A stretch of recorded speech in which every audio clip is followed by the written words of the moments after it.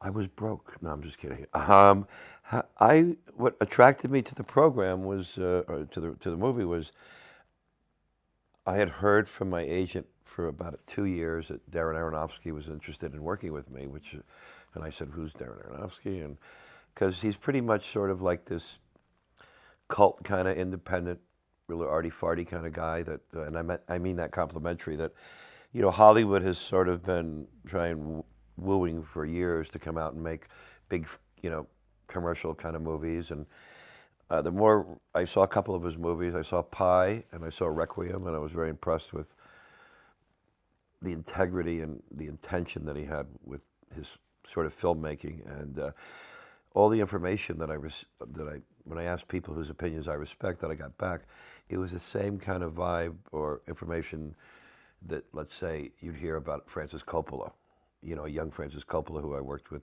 years ago at Rumblefish, and then I met Darren.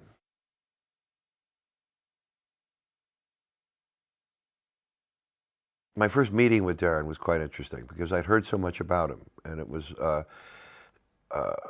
I was very curious because the information I got on him was so impressive.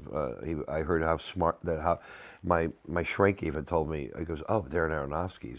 He's very smart." I also heard things about him that made me very eager to meet him. I heard he was his own man. He does not compromise. He's smarter than the rest of us. And the information I got was really interesting. And so when I met him, he came walking across the street, and I actually was sitting in a restaurant in the village, and I didn't know what he looked like, and I was like looking across the street, and because one thing I don't do is I don't meet people in offices, so I said you got to meet on neutral ground. So I picked the restaurant, and I don't even meet people on neutral ground. I meet them in my territory. So especially guys like him, I didn't want to meet him in his office or his production company. And so he agreed to meet me, and I see this guy pull up on a bicycle with a crash helmet, and I go, oh, that's got to be him if he's wearing a crash helmet. And he sort of like walked across the street like his balls were too big for his pants, and he had this kind of air of on his face, this kind of like he knows something that you don't know, And he came over, he introduced himself. He right away started saying, "Well, you've ruined your career for the last 15 years. You self-destructed." He goes, "And I'm trying to do a movie with you, and I can't raise a dime on your name. And if I do this movie with you, you're going to listen to everything I tell you. You're going to do everything I say. And you can never disrespect me in front of the crew, and I can't pay you." And I thought, well, he's smart, and he's got a lot of balls. This is the kind of guy I want to work with. And then he gave me the script.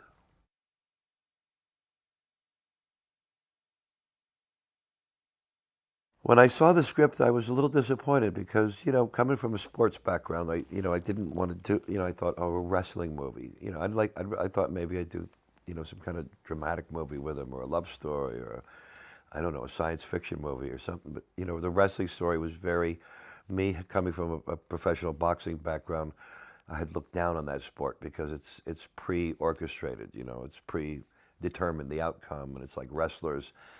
I thought, oh, no, they're like, and then I read it and I went, well, I thought, well, I've spent a lot of time in gyms and many more years than he has pumping iron and in gyms, and I didn't buy a lot of the dialogue.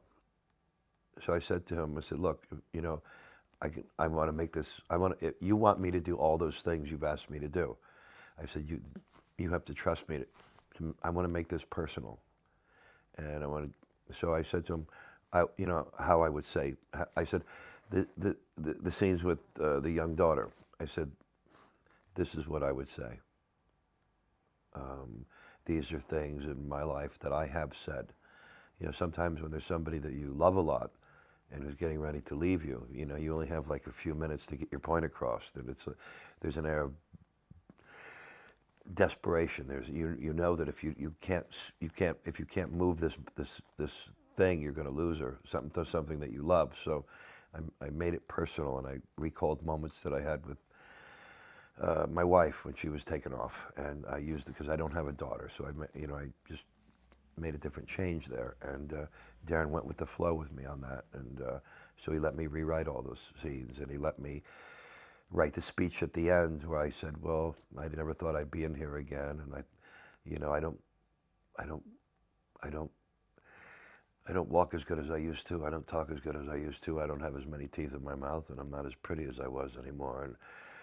And I was mainly, and then I have to go on about, they told me I was washed up. They told me I was finished, and but I was really making it personal, talking about not being able to work in the acting business for 14 years.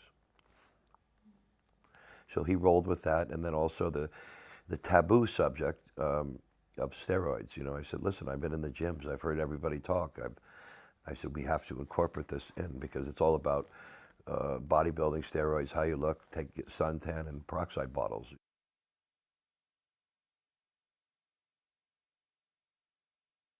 I think with Randy, the character in the movie, you're finding a man who he's 10 years past his prime. He has at one time in the 80s he was a big star. He was in Madison Square Garden wrestling in front of thousands of people. He had a wife at one time and a daughter, and when you're on the circuit like this, like with any sports, you travel a lot, and they drive a lot. They team up together and they share gas money and they go to different venues. And along the way, you lose contact with the ones you love. You lose contact with the ones you're supposed to be responsible for, and your loved ones, your wife, your daughter. And along this journey, he self-destructed, and he got older, and time's gone by, and I think it transcends just the wrestling sport. You could make a case for a footballer, who's moving on in age, and then they sell them to a team that's not too good, or a different league, or a boxer that just says, I just need one more fight. But he's already. My old boxing trainer said to me one time when I was very young, I was asking him about a question, and he says, Mickey, every night, every fighter in one night gets old. And for these men who are sportsmen, they have a regimen. This is the main thing. They have a regimen. They get up. They do their run. They go to the gym. They have a fight coming up. They train. When they don't have that in their life anymore, whether it be wrestling, football, or whatever, a lot of them become lost souls, and it's a painful existence which relates to Randy because you're living in what I have been told and what I've gone through. You're living in a state of hopelessness, and you're living almost in shame. I remember times over a 10-year period, I'd go into a 7-Eleven to buy a pack of cigarettes or something. There'd be several people in the store, and some idiot in the middle of the night would go, "Hey, didn't you used to be? Aren't you who you're?" And they say it real loud. It's like, Jesus Christ, let me get out of here, And sort of that's like how Randy, like, there's a scene in the supermarket where it's sort of like that.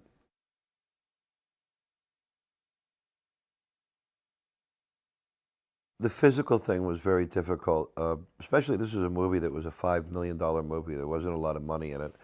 And so Darren made a very interesting choice. He chose to shoot it in a very objective documentary style way, handheld camera, so we could move quickly because of the budget. I mean, a lot of the wrestling matches were that we did were all done during live shows, and we would run in handheld. There'd be a match on, and then we'd run in, and Darren would announce to the audience, "We're doing this. This is my name's Darren Aronofsky," and we do it, and we do the matches right in front of a live, crazy, like wrestling audience, and it was a lot of pressure because I had these guys are really big dudes. I had to like put on 28 pounds, but I had to put on 28 pounds of muscle, not fat, and I had close to 7.5 months to do that, and then 4 months to crash course to learn how to wrestle.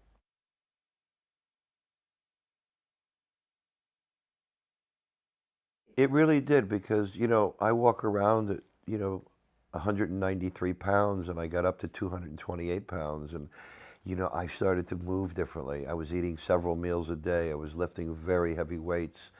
I had hired this Israeli commando, this trainer who was brutal with me. It was like, 3 hours split routine, 3 hours of working out, 6, 7 meals.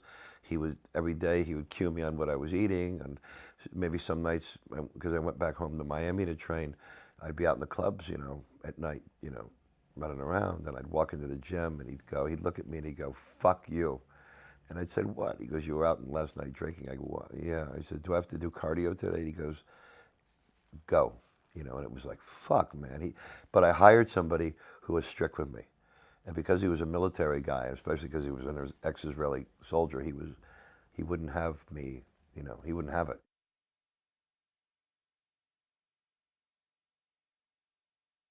When I used to box, I used to come out to Sweet Child of Mine. And I remember we were doing a scene, in front of the live show, and I was behind the curtains there, and it kind of reminded me of when I was during my fighting days. And I said to him right away, could you put Sweet Child of Mine on? And they found it, and they blared through the thing, and I felt like the old days. And so that all worked. So I called Axel up, and I explained the situation with the budget, and he gave us Sweet Child of Mine.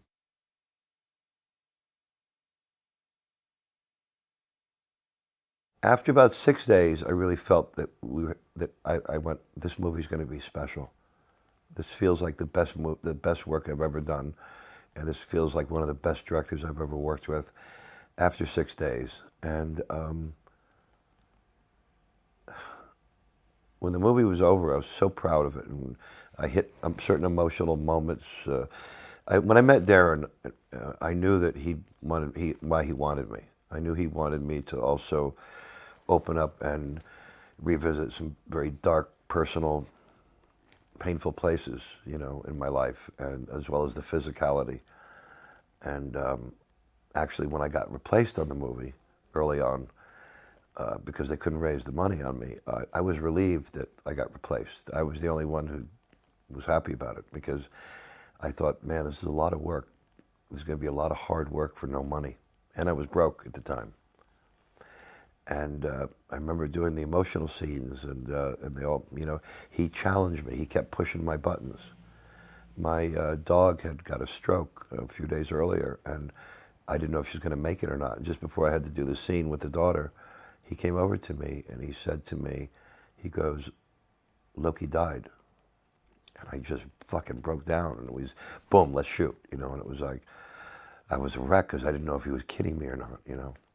My dog, she's been with me 18 and a half years, and it was like, it was just, it was crazy. And then the night was going on, and I nailed it on the first take and the second take, and then he said to me, I want you to really bring it. And I'm going, did Loki die? And he goes, I said, and then he goes, I want you to bring it, make it, give it to me, do it for Loki, And it was like, fuck. So it was, he knew how to push my buttons and challenge me, or if I was not using, there were certain substitutions that I was using, whether it be my late brother or my ex-wife, and so everything became very personal.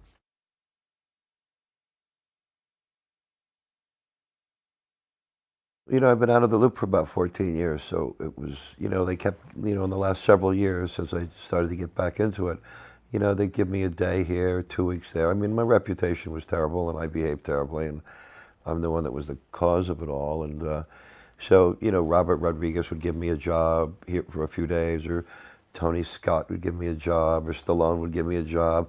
Sean Penn put me in The Pledge in a really good role for one day, and and then gradually, because it was about being accountable. Most of my career I wasn't accountable, and I didn't care about rules or repercussions, and I paid the price for it. It feels a little surreal because you're when you've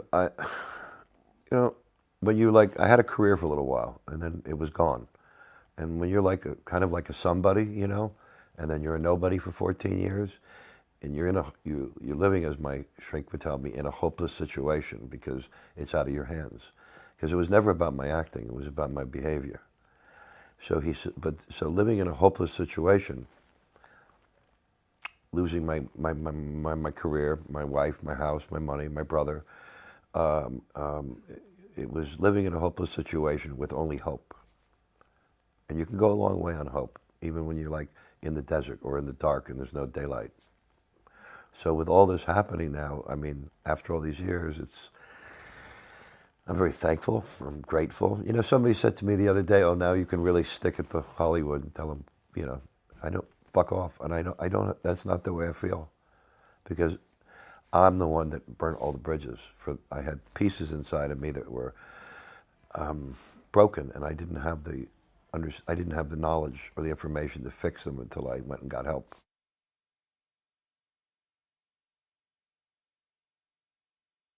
Well, I think a lot of my issues when I, self-destructed had to do with, I became very hard, and I came from a very violent background, and I handled things out of respect and pride and honor, sort of old school kind of mentality.